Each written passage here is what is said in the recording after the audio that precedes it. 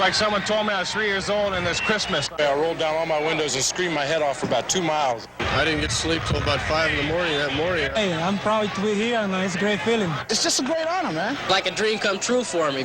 Awesome. To me, the All-Star game is something special. Whatever the point of view, the words of those first-year All-Stars ring true.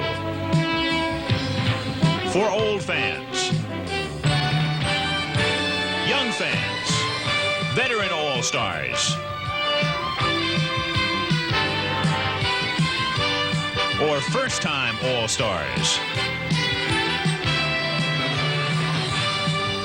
An All-Star gathering is indeed something special. All you need do to know that is take a look around.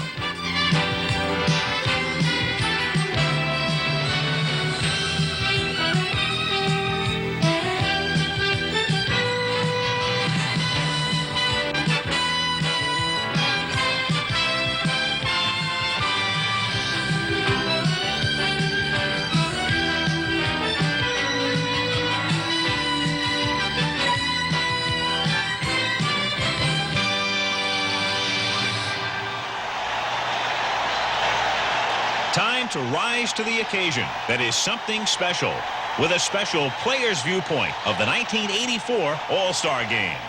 San Francisco, July 10th, 1984. In this town, it's never hard to find something special, from the light reflecting off the Golden Gate Bridge to the musical ringing of the cable cars. A touch of magic moves through the air everywhere. But today, the magic gravitates to where the winds blow freely around a ballpark called Candlestick. Magic brought to life by a few busloads full of pure baseball excellence. Time to get acquainted with some early bird Candlestick fans, as well as many new teammates.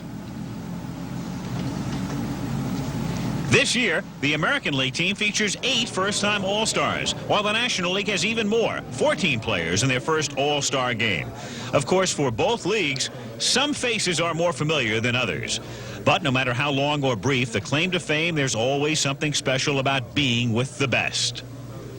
San Francisco Giants catcher Bob Brenly, a first-time All-Star, put it this way when asked how it felt to have all those strange uniforms parading around his clubhouse. When I first walked into the clubhouse, I told myself, boy, we must have made a hell of a trade last night, because you look around that room and they were all-stars. We had probably the best pitching staff I've ever seen assembled at one time in my life, and we just had a super team, and it was just exciting to walk into the clubhouse and see all those guys in their underwear in there and knowing that I was going to be on the same team with them. And put the same question into the opposing clubhouse for an American League point of view to another first-time All-Star, relief ace Bill Caudle, who normally delivers his pitches across the bay for the Oakland A's, often against players now turned teammates for a day. Well, I think it's a lot of respect more than anything else. I think you look around, and myself especially, looked around and saw everybody out there that, in the clubhouse that were so tough to get out, and you know that any time they can win a ball game for you. And to see the other pitchers out there that whom you respect very much, I think it's just a thrill to be a part of them, be a teammate of theirs just for one day. Taking the mound for the National League, Montreal's Charlie Lee, one of 22 All-Star initiates. An experienced pitcher, but one who has never known the experience which All-Star focus brings. Nor is he much experienced with facing the American League lineup, which starts with Lou Whitaker, the Tigers' second baseman. On the unfamiliar field of All-Star play, leadoff hitters can often prove to be the toughest.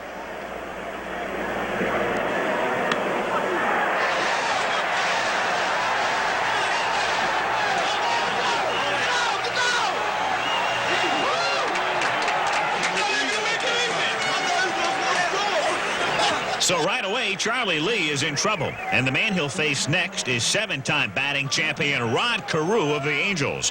What goes through the mind of a pitcher in such a situation? Many can speculate, but only Charlie Lee can answer that question. Well, you just want to be aggressive and throw aggressive strikes. And I did want to get out of the inning without giving up a run. I didn't want to give up a run in the first inning and put our team in the hole before we even got a chance to bat. So I just wanted to be aggressive and make them hit the ball on the side of the infield where the runner couldn't advance. Think aggressive, be aggressive. He retires 2 batters before facing the league's top hitter. Number 31.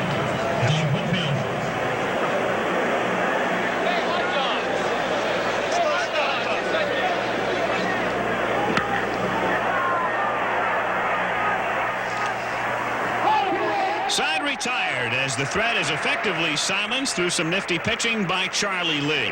Now looking very much at home in the All-Star arena. On to the bottom of the first as the National League crowd is now anxious to see what its guys can do with Toronto's Dave Stieb, who gets 2 quick outs before 1984's All-Star top vote getter is announced. From the San Diego Padres, number 6, Steve Garvey.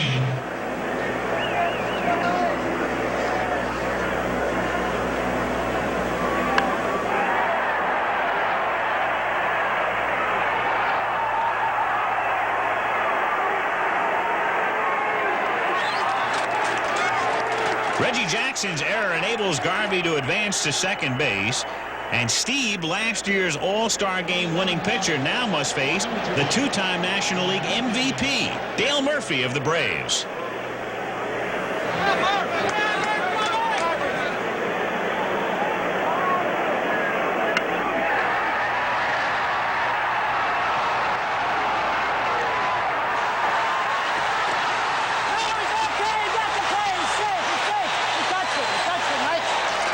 Steve Garvey may not be the fastest man around, but he chose to be aggressive, and thanks to that aggressiveness, the National League draws first blood.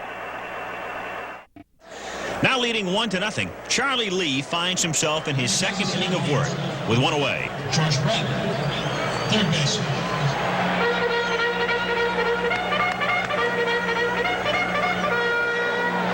The ever-recurring pause between pitches, action, and suspension, when all that counts are the silent thoughts of anticipation and concentration.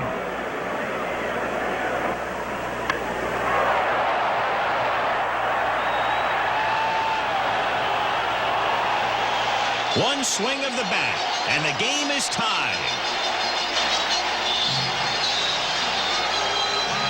For George Brett, his first home run in 9 All-Star games, and to dead center field. Did Brett know it was gone at the crack of the bat, or did he watch in suspense like everyone else at Candlestick Park? I hit the ball good to center field, and at the time I hit it, I thought it might have been a home run. But then I remembered all the stories they were telling me about the wind, so I just ran hard to first base. And just before I got to first base, I looked out to see what Dale Murphy was doing out in center field. The first thing I thought was he robbed me of a home run. Then when I saw the ball bounce, I realized it was a home run. It temporarily tied the game 1-1, and it was my first home run in an All-Star game, and I was very pleased at the time. From the Detroit Tigers. Moments later, with 2 out, Chet Lemon makes a bid to pick up the momentum for the American League.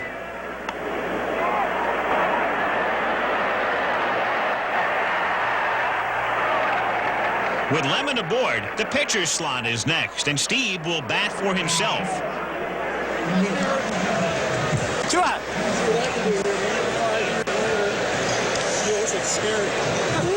2 out.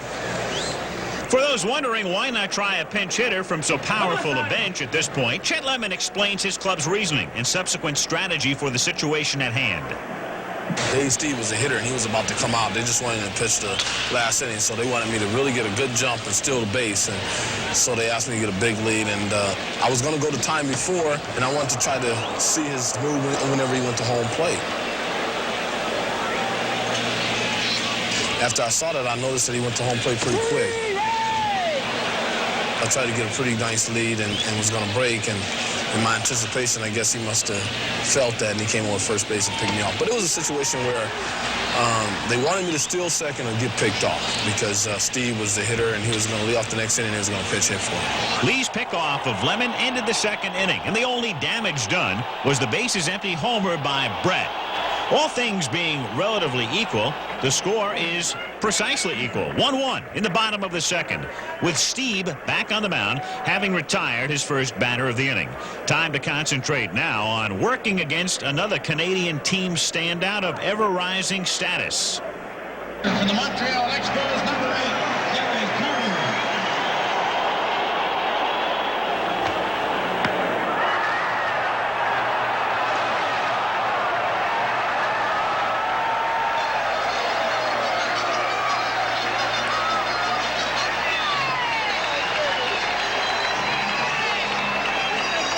For Gary Carter, the third home run of his All-Star career, making him one of 9 players to have hit that many. And for the National League, once more, a 1-run lead.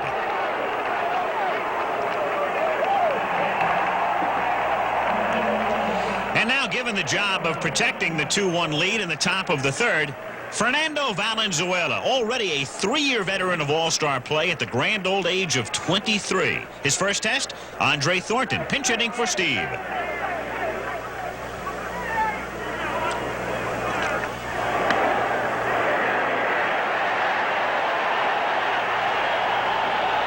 And Thornton delivers.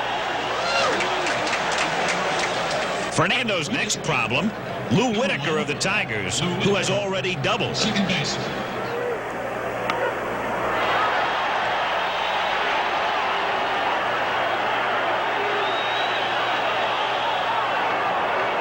Whitaker's second hit puts runners at the corners with nobody out. Pressure time for Valenzuela, who now must face a man in his 18th straight All-Star season, Rod Carew.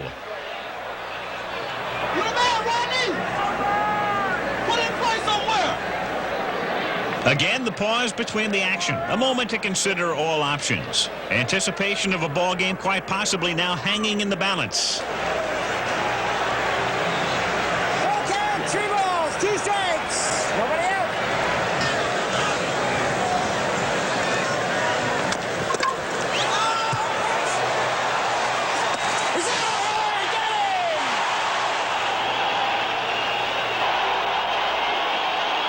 Smiles of a summer eve, but not for Andre Thornton, whose only thought was to score that tying run. Sparky said anything hit on the ground, go home. We figured that Rodney was going to make contact. So the ball was hit on the ground, I went home. When I saw him tag the bag, I thought I had a shot at getting in there. I just saw Gary go up, and so I was trying to get inside of it, you know, and it was still a bang-bang play. Certainly I wish I was a little faster, that's all. A little home-style protection, and suddenly it's 2 out, runner at second, and up to Cal Ripken to try to salvage the inning.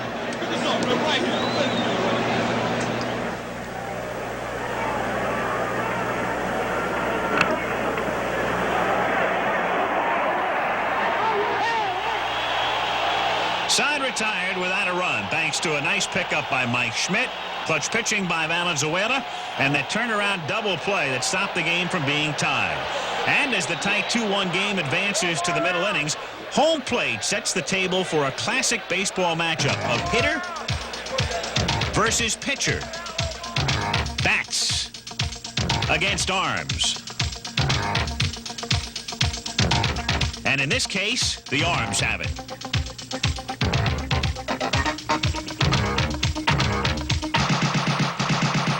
"21 strikeouts overall, an all-time All-Star high."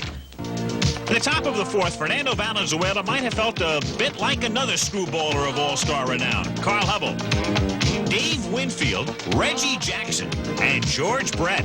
All potential Hall of Famers, all lined up in a row for Fernando.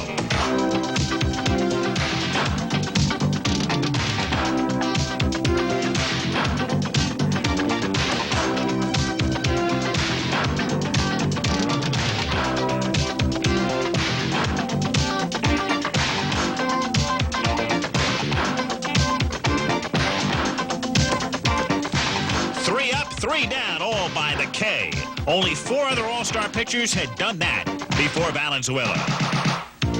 But as things turned out, Fernando would only share the spotlight. Top of the 5th, Paul Owens figures the time has come to unleash a truly prodigal weapon. Dwight Gooden, baby-faced ace of the Mets, and at 19, the youngest All-Star ever. Lance Parrish, say hello to young Mr. Gooden. And goodbye, Mr. Gooden. Next to make the acquaintance, Chet Lemon of the Tigers, with a striking resemblance to Mr. Parrish. Finally, Alvin Davis, rookie to rookie, over and out.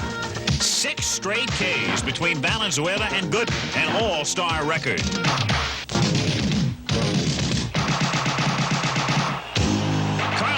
Record of 5 with his famed performance in the 1934 game. Still a one-man record, but what a two-man show at Candlestick.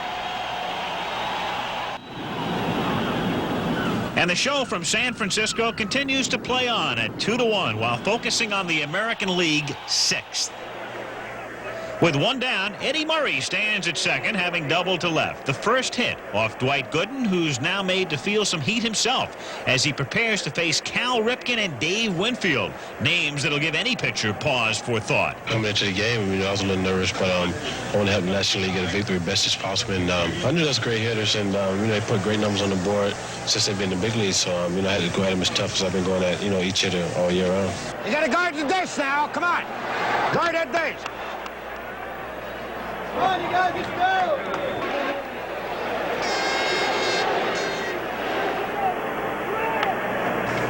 Ripken Jr. guards the dish all right, but can't move the runner along. Now Winfield, who many regard as the game's best athlete, will try to deliver Murray with that tying run in a Mets versus Yankees confrontation.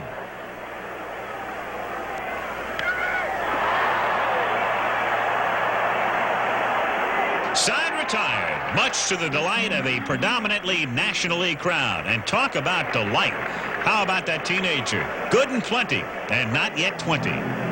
Bottom of the sixth, and the National League's turn to threaten. Setting up a special chance for a local boy to make himself a National League hero. On the mound, Rich Dotson of the Chicago White Sox. At third, Claudell Washington. And at first, Ozzie Smith. 2 out and pinch hitting, a name deserving of some special San Francisco acclaim. San Francisco Giants, number 15.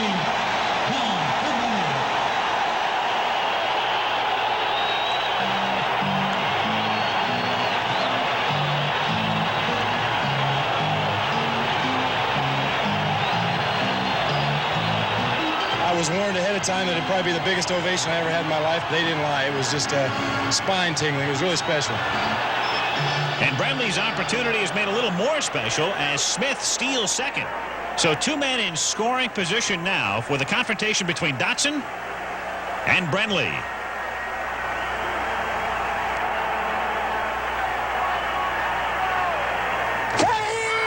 And score that one for Dotson as he turns down the National League to keep it tight. In the bottom of the 7th, with the National League again seeking to up the count, cheers of local affection are again heard, this time for Bill Caudle, the Oakland A's fireballing reliever. As he prepares to throw his first All-Star pitch to Montreal's Tim Raines, Caudle recalls the feeling of knowing you're into something special. It was probably the longest 10 seconds or 15 seconds it took me to get from the bullpen to the mound. It was something I've, built my career for. It was a dream come true, and I wanted to show well for the Oakland A's and show well for the American League and for myself. Now that those butterflies are free, time for each man to do his best. Which in the case of Bill Caudle is strike him out. With a strikeout now under his belt, the plate looks a bit more appetizing as Caudle's next challenger strides in. Ryne Sandberg, another first-time All-Star who happens to be having what many regard as an MVP sort of year for the Chicago Cubs. Caudle gets 2 quick strikes before going for the jugular.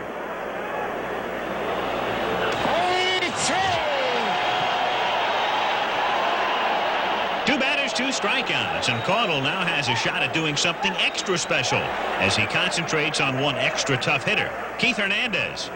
I'd pitched against Keith in the National League before, and he'd had very good success with me.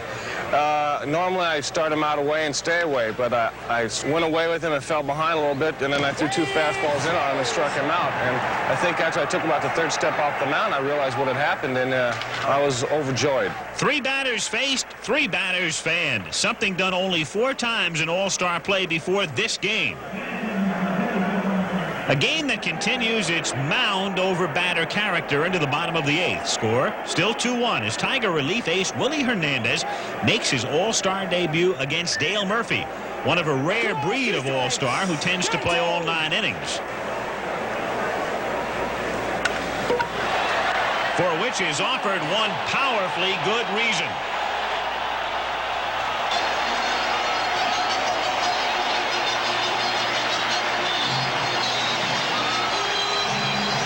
In the 2 previous seasons, Dale Murphy had hit 72 home runs, but this one, after 4 years on the squad, is his first in an All-Star game. And considering the circumstances, one that's something special.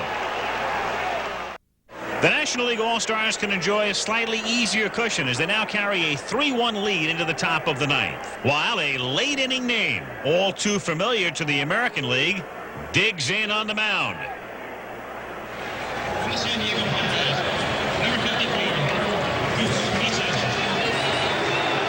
Gossage, who made All-Star appearances first for the American Leaguers, then the National League, then the American League again, and now the National League again, retires his first batter before facing the Orioles' ever-dangerous Eddie Murray.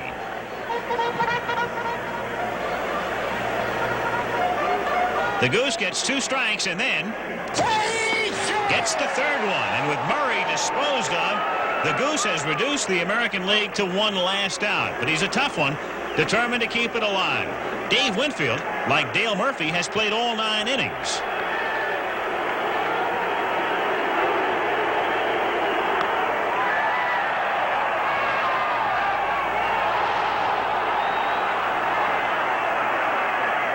Winfield keeps it alive with a double.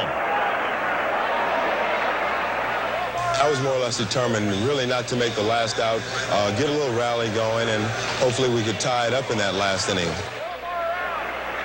Winfield really ripped it, but a spectacular effort by Tim Raines to end the game very nearly did end it. When he first hit it, I thought it was down the line, but I was going to give it my all to get it, and all I could do is dive at it and hope that I come up with the ball.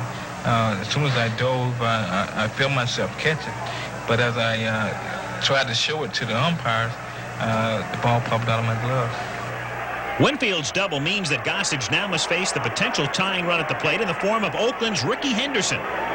I knew that if he was looking fastball, and I had a good fastball that night, and I knew that if I could get a slider over, that I had a pretty good chance of getting him out.